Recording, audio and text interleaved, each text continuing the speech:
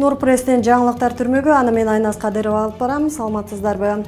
Башкы прокурор депутат Жаныбек Абировду кылмыш жоопкерчилигине тартууга макулдук берүү боюнча парламентке сунуш киргизди.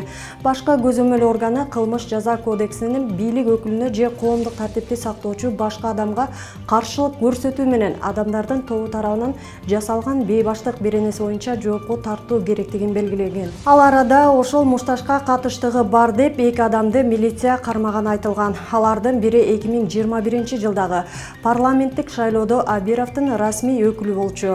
Депутаттын жүрүм турумун парламент азырынча кароону ойлонгон жок. Эскерте кетсек, жогорку кеңештин конституциялык мыйзамдар, мамлекеттик түзүлүш, сот укуктук маселелер жана жогорку кеңештин регламенти боюнча комитети депутаттардын этикасы жана жүрүм турум нормалары жөнүндөгү маселени карай турган комитет. Жогорку кеңештин депутаты Жаныбек Абировдун мушташы коомчулукта чоң резонансты жаратты. Муну бири эркекчилик десе, башкалары депутаттык маданиятты эске салышты. Президентке дагы кабар жеткенин маалымат катчы Эрбол Султанбаев билдирди.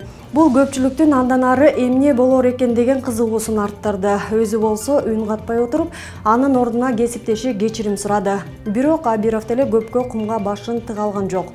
Мыйзам чегинде жоопкерчилик тартууга даяр экенин билдирип чыкты. Эгерде бул окуя президентке жетпегенде, депутат кечирим суроону эч качан ойлонбойт беле же кечирим сурап, сабалган адамдын жакындары менен келишим түзүүнү чечтиби деген суроолор жаралбай койбойт. Жоопко тартылабы деген суроону дагы коомчулук кабыргасынан коюуда. Элдин дагы берген суроосун туура түшүнсө болот. Мындай жосунсуз жоруктар үчүн эл өкүлү экесе жоопкерчилик тартышы керек. Анткени алар башкаларга үлгү. Албетте кечире билүү да керек. Бирок мыйзам менен жашаганды үйрөнүү шарт. Коомчулуктагы, алардын ичинде блогер аттуулардагы моралдык жоопкерчилик эмне экенин түшүнүп, акчалуулардын жосунсуз жоруун актоонун аракетин токтотууга тийиш.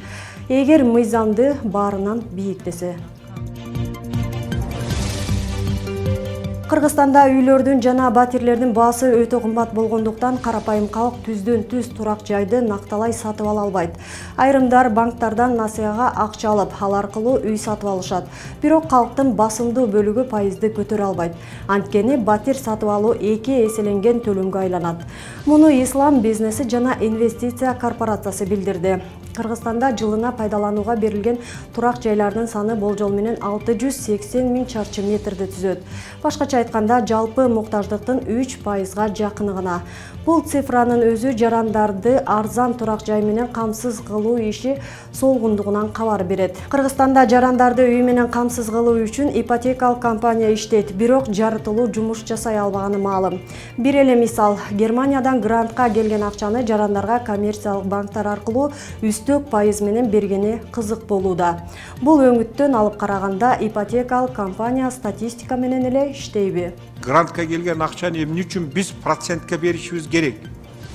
Эмне үчүн силер ошол мамлекеттен, бюджеттен берилген акча менен келген гранттардын бардыгын өзүңөр через коммерческий банк берип атасыңар. Силер ортодо баягы статистик катары эле данныйды чогултуп, данныйды барып банкка берип, банканан өзү каалаганда өчүрткө коюп, ал жакта өзүнүн процентин алып жашап атканда, бул ошондо процедура кетип атканда, бул мамлекеттин акчасы силерге берилип атканда, силерге грант берилип атканда, эмне үчүн ушуну сиз өзүңүз инициатива көтөрүп, өзүңөр ушуну жасасаңар болбойлубу деген бир ой келип атат да. Бишкекте таштанды маселеси кайрадан көңүл чордондо. 2 күндөн бери чаржайып чачылып жаткан акыр чикирлердин сүрөттөрү интернет айдыңында тароодо. Ар жерде самсалап жаткан мусорлар, челектердин ичи тышы толуп калган таштанды жайлары албетте көзгө комсоо көрүнөт. Анын үстүнө биздин элдин тырмакчанын ичиндеги таштанды таштоо маданияты абалды үстөккө босток кылат. Мэрия кырдаалды атайын техниканын иштен чыгышына байланыштуу акыр чикир убагында чыгарылбай калганын билдирди. Бирок шаар тургундары үйүлүп калган мусорду айтуу менен акыр чикир чыгаруудагы тарифтин көтөрүлгөнүн эске салышууда. Тарифтерди көтөрүү баш каланын тургундары үчүн таалылуу маселе, бирок бул зарыл чара. Бир аз сабырдуу болуп койсок, жакынкы аралыкта көрсөтүлгөн кызматтардын сапаты сезилет деп мэриядагылар жооп катты эле. Эскерте кетсек, буга чейин бир киши таштандыга 22 сом 50 тыйындан төлөп келсе, эми 41 сомдон берип баштады. Менчигинин түрүнө карабастан чарба жүргүзүүчү субъекттер үчүн 1 куб метри үчүн 361 сом же тоннасына 2430 сом төлөп жатышат.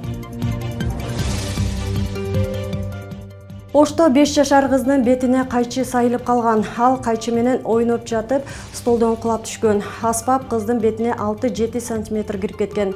Ага Ош облустар аралык балдар ооруканасында татаал операция жасалган. Дарыгерлердин айтымында баланын бактысына жакын жердеги чоң тамырлар жабыркаган эмес. Антпесе өмүрүнө олуттуу коркунуч жаралмак. Учурда кыздын абалы жакшы, ооруканадан чыгууга даярдалууда. Түркия Кыргызстанга Дельта деп аталган катер берди. Ал азыр Ысык көлдө колдонулууда. Тагыраагы браконьерлердин суу ичине койгон торлорун чогултууга жана таштандыларды алууга пайдаланылып жатат. Катерди Түркия кайтарымсыз негизде берген. Анын жүрүү ылдамдыгы саатына 40 км/чакырымды түзүп, ага 10 суучул шаймандары менен батат.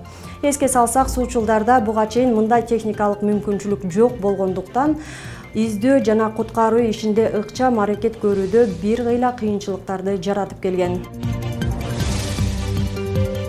Нурпресстин жаңылыктарын YouTube, Instagram, Facebook, Telegram'дан окуй аласыздар. Нурпресс чындыктын изи менен.